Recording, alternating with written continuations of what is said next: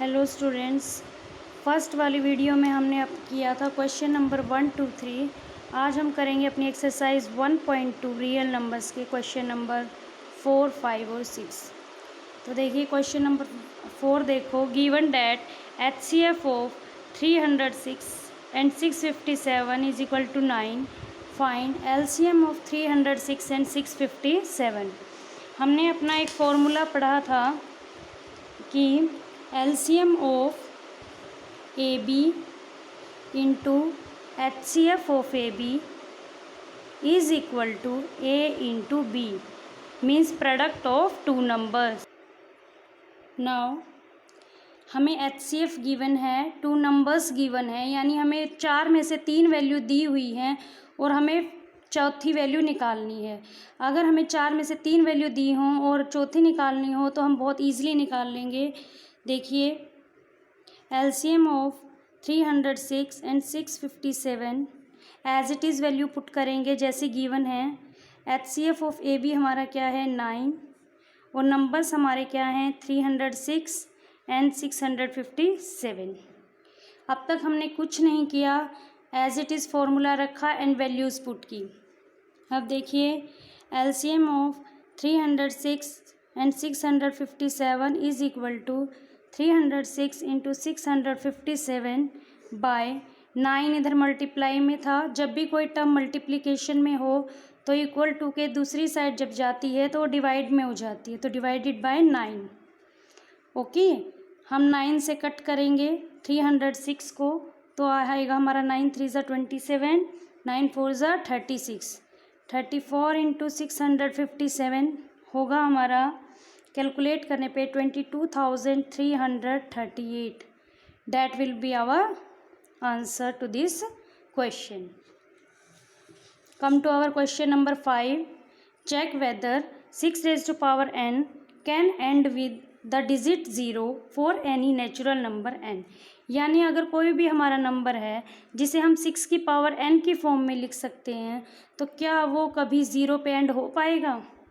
इसके लिए एक चीज़ समझिए, अगर हमारा कोई भी n डिजिट नंबर है, कितने भी डिजिट का नंबर है, अगर उसके एंड में 0 होगा तो वो 10 से डिवाइड होगा।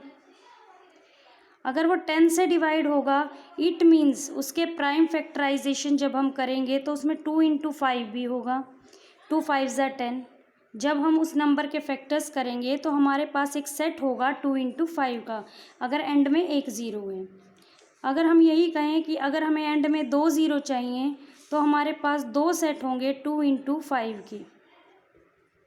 अगर हमें 3 0 चाहिए तो उसमें 3 सेट होंगे 2 इंटू 5 के। मीन्स अगर हमें एक 0 चाहिए थी एंड में तो एक सेट था प्राइम फैक्टर्स में 2 इंटू 5 का, यानी 2 की पावर 1 5 की पावर 1। एंड में 2 0 चाहिए तो प्राइम फैक्टर्स में 2 सेट होंगे 2 इंटू 5 के, मीन्स 2 की पावर 2 इंटू 5 की पावर 2। अगर हमें 3 0 चाहिए एंड में तो मीन्स 2 की पावर 3 इंटू 5 की पावर 3, यानी 3 सेट होने चाहिए 2 इंटू 5 के। अब देखिए इफ़ सॉल्यूशन में हम लिखेंगे if any number ends with 0, if any numbers ends with 0 it should be divisible by 10। Means अगर कोई भी नंबर 0 से एंड होगा तो वो 10 से डिविजिबल होगा। And has a set of 2 into 5, और 2 इंटू 5 का उसमें एक सेट होगा। देखिए, और हम 6 की पावर n के 6 के प्राइम फैक्टर्स करें तो क्या आएंगे हमारे, देखिए 2 3 ज़ा 6, 3 1 ज़ा 3, क्या है 2 इंटू 3, 2 इंटू 3। हम इसे सेपरेट आउट करें तो 2 की power n into 3 raise to power n। Okay, तो अब हमारे पास 2 की पावर n 3 की पावर n, हमारे पास यहाँ 5 नहीं है तो there is no such set of 2 into 5 in prime factors of 6 की power 6 raise to the power n। as there is no 5 raised to power n in prime factors. So 6 raised to power n cannot end with digit 0 for any natural number n. Even अगर इसकी जगह हमें 8 raise to power n दे देते, 8 raise to power n, 8 के prime factors होते 2 into 2 into 2, 3 times 2, means 2 raise to power 3n। तो उसमें भी 2 इंटू 2 इंटू 2 में कहीं भी 5 नहीं आया, और अगर 5 नहीं आया तो 2 इंटू 5 का कोई सेट नहीं आया, और 2 इंटू 5 का अगर कोई सेट नहीं आया तो इट मीन्स एंड में 0 भी नहीं आएगा। Now come to our question number 6।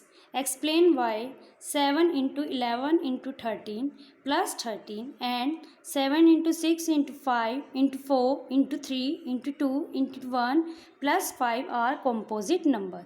हमें प्रूव करना है कि कॉम्पोजिट नंबर्स क्यों हैं। Very easy. नंबर्स हम अपने पढ़े थे, नंबर्स हमारे दो तरह के होते हैं, एक होते हैं हमारे प्राइम नंबर, दूसरे होते हैं हमारे कॉम्पोजिट नंबर। प्राइम नंबर कौन से होते हैं? प्राइम नंबर्स होते हैं डिवाइडेड बाय 1 और इटसेल्फ, जो सिर्फ 1 और अपनी टेबल से डिवाइड होते हैं। और कंपोजिट नंबर कौन से होते हैं? जो 1 और खुद की टेबल के अलावा बाकी किसी और टेबल से भी डिवाइड होते हैं। मीन्स 1 और अपनी टेबल से तो सब डिवाइड होते हैं, वो उसके कोई और फैक्टर्स भी हो, 1 और उसके खुद के अलावा उस नंबर के अदर फैक्टर्स भी हो, means divided by other than 1 और इटसेल्फ। अब हमें पता लगा, हमने देखा नंबर्स दो तरह के हैं, prime number, composite number. Prime number divided by 1 और itself, composite number divided by other than 1 और इटसेल्फ।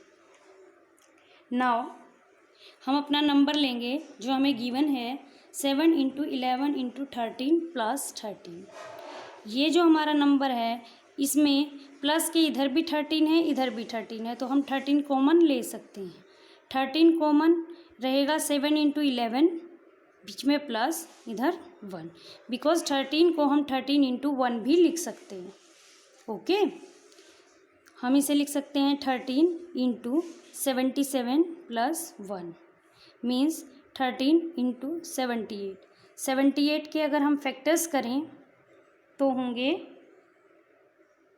6, 6 1 ज़ा 6, 6 3 ज़ा 18, 13, 13 और 6, मीन्स 13 इंटू 13 इंटू 6। अब देखिए इसमें 1 और हमारा नंबर है जो, उसमें 1 और खुद की टेबल के अलावा दो फैक्टर्स और हैं, 13 और 6। एक फैक्टर 13 तो हमें गिवन था, एक और 13 और 6 फैक्टर्स हैं। अगर 1 और इटसेल्फ के अलावा दूसरे फैक्टर्स हैं तो वो कंपोजिट नंबर है। हैंस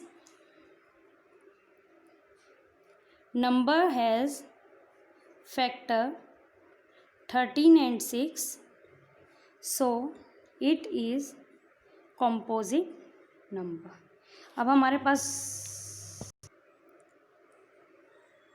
हमारे पास दो फैक्टर्स हैं 13 और 6, ये हमारे फैक्टर्स थे। नाउ हम अपना दूसरा नंबर लेते हैं जो है हमारा 7 into 6 into 5 into 4 into 3 into 2 into 1 plus 5। We will take 5 common. 7 into 6 into 4 into 3 into 2 into 1 plus 5 को हम क्या लिख सकते हैं, 5 इंटू 1, देन कॉमन 1, देन 5। हम इन सबको मल्टीप्लाई करें तो आएगा हमारा 1008 प्लस 1, हमारा आया 5 इंटू 1009 मल्टीप्लाई करेंगे